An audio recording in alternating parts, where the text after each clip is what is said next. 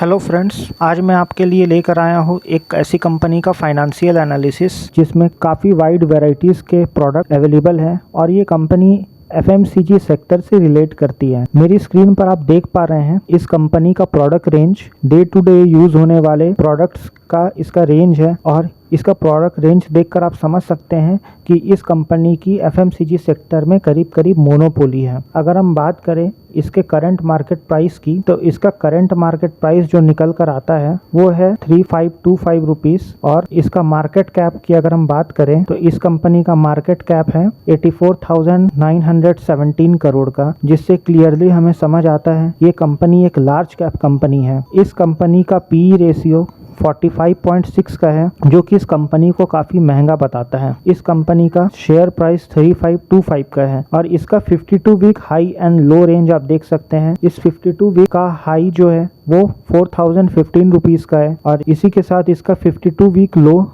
3080 rupees का है। तो ये अपने 52 वीक हाई से काफ़ी डिस्काउंट के ऊपर में ट्रेड कर रहा है। अगर हम बात करें इसके रिटर्न ऑन कैपिटल एम्प्लॉयड की, तो रिटर्न ऑन कैपिटल एम्प्लॉयड का मतलब मैं पहले आपको समझा देता हूँ। रिटर्न ऑन कैपिटल एम्प्लॉयड का मतलब होता है कोई कंपनी लोन लेकर और अपनी इक्विटी को मिलाकर जितना प्रॉफिट अर्न कर रहा है उसका परसेंटेज कहलाता है return on capital employed. So return on capital employed के फ्रंट पे ये कंपनी काफ़ी अच्छा परफॉर्म कर रही है। आप देख सकते हैं कि इसका रिटर्न ऑन कैपिटल एम्प्लॉयड 55.4% है। नॉर्मली फंडामेंटल एनालिसिस में 20% से ऊपर जो फंडामेंटली स्ट्रॉन्ग कंपनीज होती है उसका return on capital employed sustain करता है, लेकिन इसका रिटर्न ऑन कैपिटल एम्प्लॉयड जो बेस पैरामीटर है कंपनीज के एनालिसिस के लिए 20% उससे भी कहीं ज़्यादा है, जिससे आपको इस कंपनी के क्रेडिबिलिटी के ऊपर में कोई डाउट नहीं होना चाहिए। ये कंपनी काफ़ी अच्छा प्रॉफिट जनरेट करती है। इसी के साथ साथ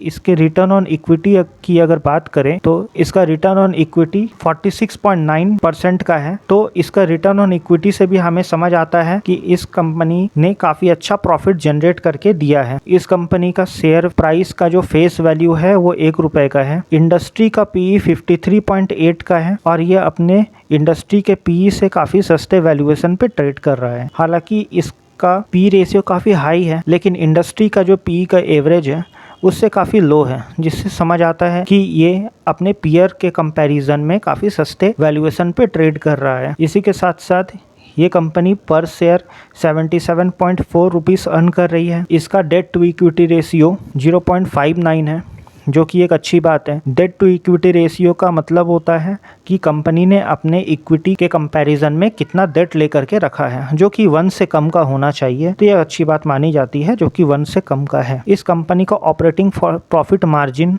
19.1 का है। लास्ट 3 इयर्स के सेल्स ग्रोथ की बात करें तो 9.83 है और लास्ट 5 इयर्स के सेल्स ग्रोथ की अगर बात करें तो 9.36 की है। इसी के साथ साथ कंपनी का प्रॉफिट इससे कई ज़्यादा रफ्तार में ग्रो किया है। जहां लास्ट 3 इयर्स का सेल्स ग्रोथ 9.83% है, तो इसी के साथ साथ इसका लास्ट 3 इयर्स का जो प्रॉफिट ग्रोथ है वो 22.9% का है, जो कि हमें बताता है कि कंपनी ने अपने ऑपरेटिंग प्रॉफिट मार्जिन को काफ़ी अच्छे से मेंटेन करके रखा हुआ है। और इसका लास्ट 5 इयर्स का सेल्स ग्रोथ हमें 9.36% का दिखाई देता है, लेकिन 5 इयर्स का जो सेल्स ग्रोथ है वो 9.36 होने के साथ साथ इसका प्रॉफिट ग्रोथ 17.5 हमें दिखाई देता है। इस कंपनी का इंट्रिंसिक वैल्यू हमें 3216 दिखाई देता है। इंट्रिंसिक वैल्यू का मतलब होता है किसी भी कंपनी का फेयर वैल्यू कितना है। तो इस शेयर का जो फेयर वैल्यू है वो 3216 का है और करंट मार्केट प्राइस जैसा कि मैं आपको ऑलरेडी बता चुका हूँ 3525 है। तो ये अपनी इंट्रिंसिक वैल्यू के आसपास ही ट्रेड कर रहा है, जिस वजह से इसे बाय करने के लिए एक अच्छा चांस है। अब हम आ जाते हैं इसके क्वार्टरली स्टेटमेंट की तरफ। अगर हम इसके क्वार्टरली स्टेटमेंट की बात करें तो इसने अपने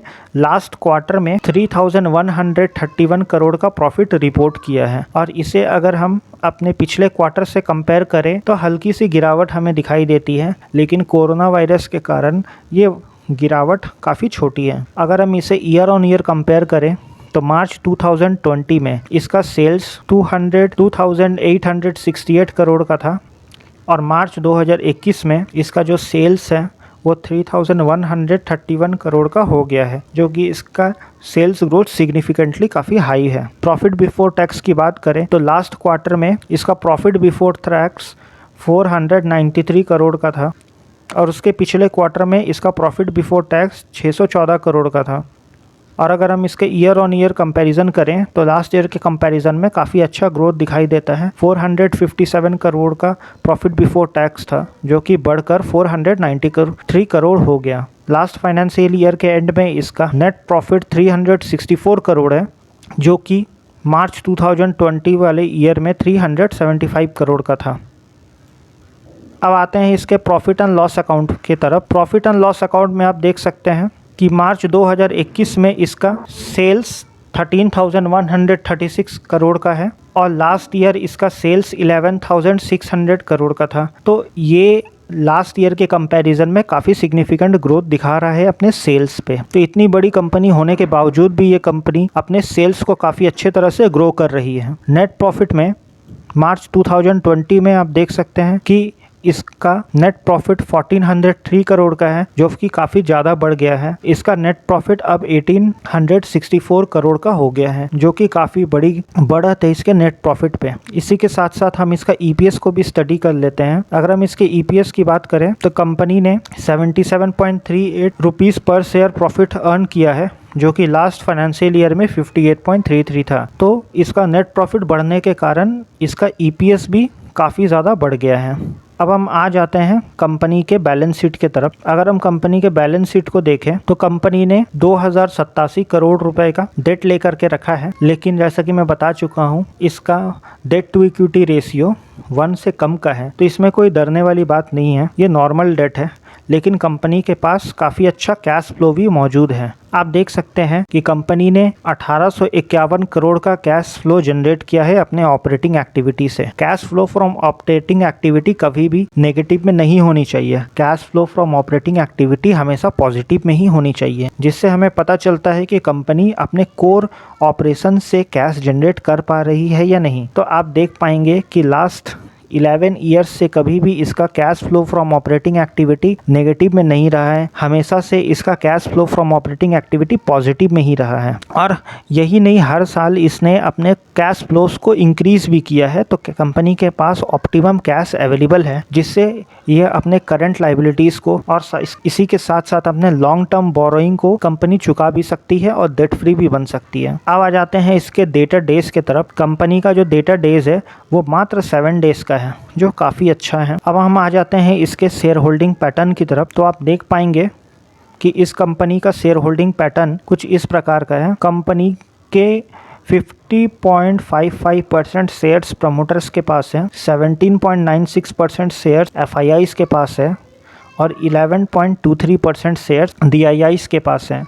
तो इसका promoter holding, FII holding and DII holding काफ़ी स्ट्रांग दिखाई देता है। अब हम देख लेते हैं इसका technical chart. Technical chart study करने के लिए मैं investing.in के वेबसाइट पे आ गया हूँ। आप देख सकते हैं कि ये अभी फ्लैट बना हुआ है। इसी के साथ साथ अगर हम इसके ऊपर में मूविंग एवरेजेस अप्लाई करते हैं तो मैंने डिफरेंट टाइम फ्रेम के मूविंग एवरेजेस को अप्लाई किया है। तो आप देख सकते हैं कि ये इसने 3848 का हाई बनाकर नीचे इसने लो बनाया था 392 का। इसके बाद ये एक राउंडिंग बॉटम पैटर्न बनाकर ऊपर जा रहा है और अभी अभी इसने 200 दिन के मूविंग एवरेज को तोड़कर ऊपर क्लोजिंग दी है, जो कि एक बुलिश साइन है। अब इसका जो अगला टारगेट बनकर निकल के आता है वो निकल के आता है 3569 और इसके बाद इसका जो ऑल टाइम हाई है इसका टारगेट बन के निकल कर आता है 4000 रुपए का। तो ये कंपनी नो डाउट अपने ऑल टाइम हाई की तरफ बढ़ने की कोशिश करेगी। नेक्स्ट इंडिकेटर हम अप्लाई करते हैं MACD का, जिससे हमें इसके ट्रेंड के बारे में पता चलेगा कि ये बुलिश है या बियरिश है। अब मैं आपको यहाँ दिखा सकता हूँ कि यहाँ एक बुलिश क्रॉसओवर जनरेट हो चुका है, क्योंकि ये एक राउंडिंग बॉटम पैटर्न बनाकर ऊपर जा रहा है। तो इस वजह से MACD हमें यहाँ पे बुलिश क्रॉसओवर बनाकर बाइंग करने का सिग्नल प्रोवाइड कर रहा है। और इसी के साथ साथ इसके जो हिस्टोग्राम्स है, ये हिस्टोग्राम्स भी नेगेटिव से पॉजिटिव में आ गए हैं। इस वजह से इस कंपनी को बाय करने का एक अच्छा मौका है। अगर इस कंपनी में थोड़ी बहुत गिरावट हो भी जाती है तो घबराएं नहीं,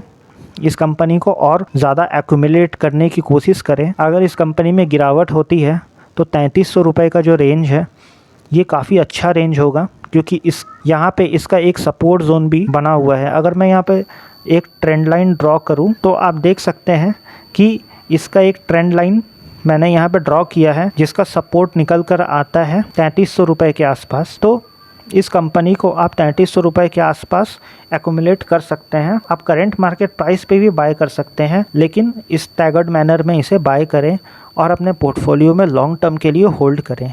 मेरे हिसाब से अगले 3 साल में ये कंपनी आपको आपके पैसे डबल करके दे देगी। ये वीडियो देखने के लिए आपका धन्यवाद। इस चैनल को सब्सक्राइब करें, लाइक करें और अगर आपको हमारा वीडियो अच्छा लगा तो अपने दोस्तों के साथ इसे शेयर करें। Thank you.